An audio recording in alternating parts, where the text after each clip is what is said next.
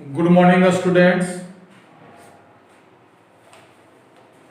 आज हम तुम लोगों को बुक पढ़ाने जा रहे हैं जिसका हेडिंग है इंडियन सिविलाइजेशन एंड कल्चर,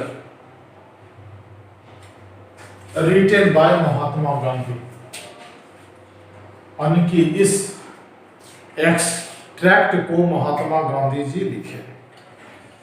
कहानी शुरू होने से पहले उन्होंने अपना बायोग्राफी लिखा है, वो भी पढ़ना जरूरी है क्योंकि बोर्ड एग्जाम में इससे भी प्रश्न पूछे जाते हैं। सबसे पहले है Mohandas Karamchand Gandhi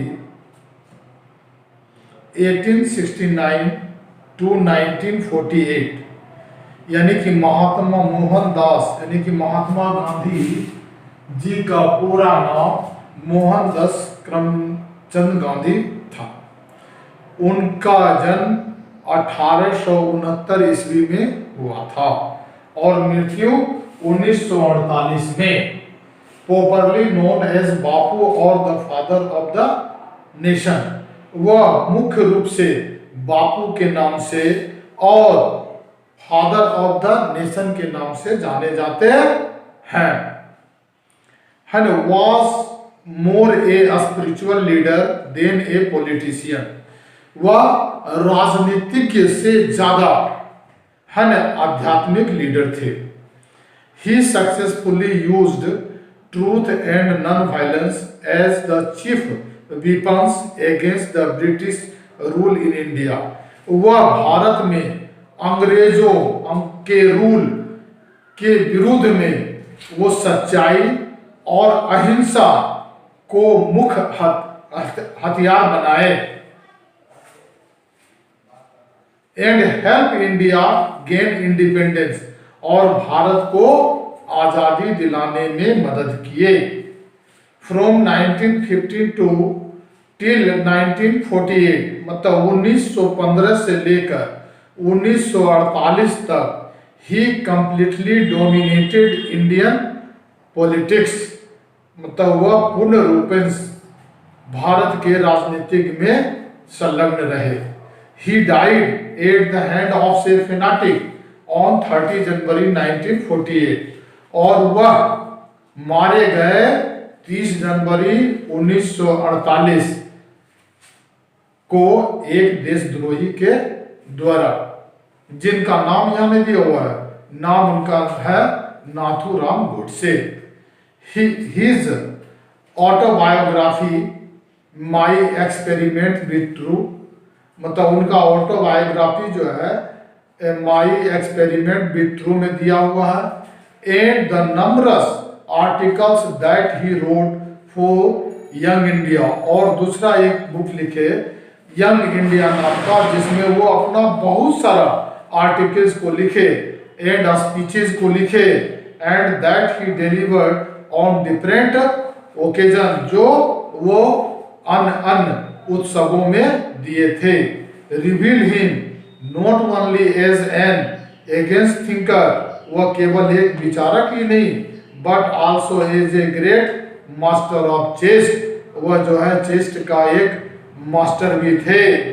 English in the following extract Indian civilisation and culture, आज जो हम लोग पढ़ने जा रहे हैं उनका नाम है इंडियन सिविलाइजेशन एंड कल्चर, उसी को हम लोग पढ़ाने जा रहे हैं। Gandhi ji talks about the sound foundation of Indian civilisation, अब इसमें गांधी जी जो है भारतीय सभ्यता के बारे में बात किए।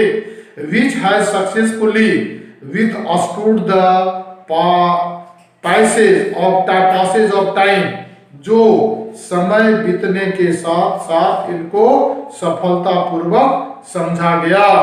The western civilization which has the tendency to privilege and maternity can not match the Indian civilisation.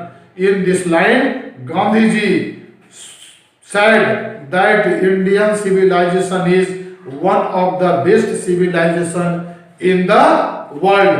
No other civilization can beat the civilization of our country.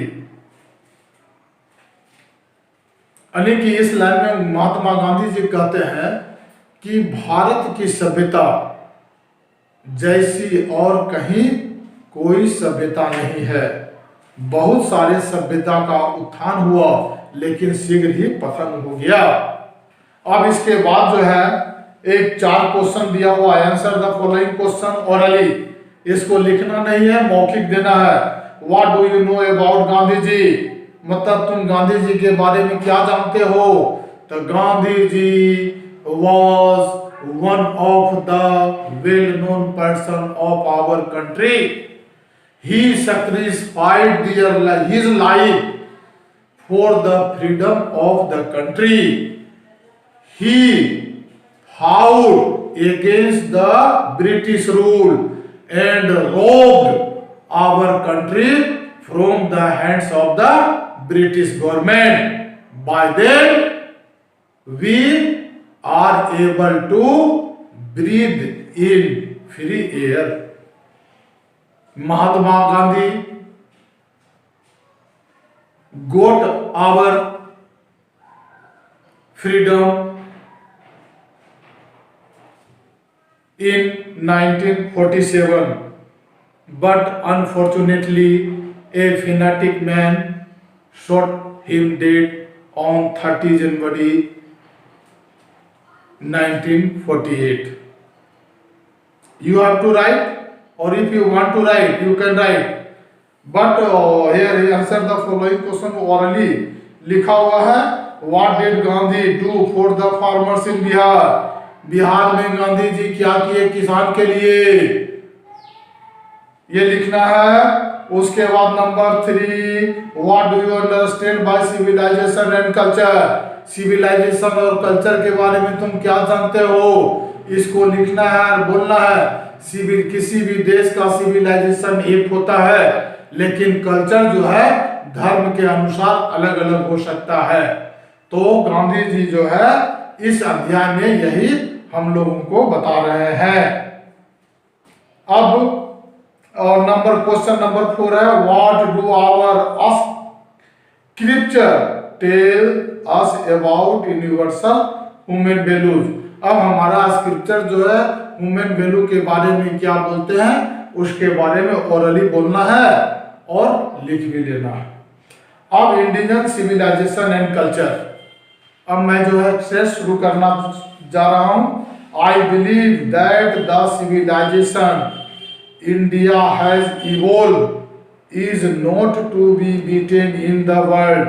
मैं विश्वास करता हूं कि भारत की सभ्यता जो यहाँ उदय हुआ वो पूरे संसार में नहीं पीटा जाएगा।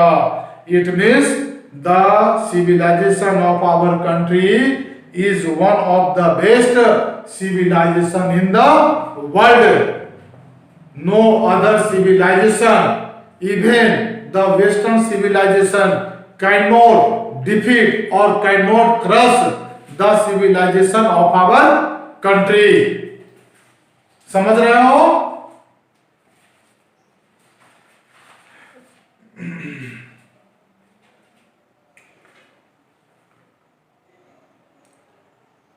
After that, nothing can equal the seeds sown by our ancestor.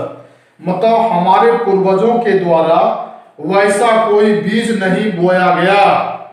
Rome went मतलब रोम गया, ग्रीक्स शेयर ग्रीक भी गया, the same fact the might of the pharaoh was broken. Pharaoh मतलब दूसरे देश के राजा को बोलते हैं, उसका शक्ति भी गया। जापान हैज बिकम वेस्टर्नलाइज, जापान जो है सभ्यता पश्चिमी सभ्यता में संलग्न हो गया, यह मानना शुरू कर दिया। Of China nothing can be to be said, और चाइना के बारे में कुछ नहीं कहा जा सकता है। बट इंडिया इज स्टिल, लेकिन फिर भी भारत जो है एक जगह स्थिर है। समहाउ और अदर मतलब एक तरह और किसी से। Sound at the foundation the people of Europe learned their lesson from the writing of the men of Greeks. मतलब यूरोप के लोग जो है ग्रीक के लेखन से पाठ सीखा, पढ़ा, और Rome which exist no longer in their former glory, और रोम जो है अपना ग्लोरी को, प्रतिष्ठा को नहीं बचा सका। In trying to learn from them, उनसे सीखने के बावजूद द यूरोपियंस इमेजिन, यूरोप लोग जो है कल्पना करते हैं that they will avoid the mistake of Greek and Rome, कि वे लोग जो है एवॉइड करेंगे, तिरस्कार करेंगे ग्रीक्स और रोम के गलतियों को। सच इज देयर पिटाबल कंडीशन, मतलब उनकी स्थिति अति दयनीय थी। अब नेक्स्ट असेंडा दूसरे दिन होगा। Thank you. मुझे उम्मीद है तुम लोग अच्छी तरह समझ रहे हो, और जब मैं पूरा पढ़ा दूंगा उसके बाद सारा पूरा एक्सटेक का हम समरी बोल देंगे।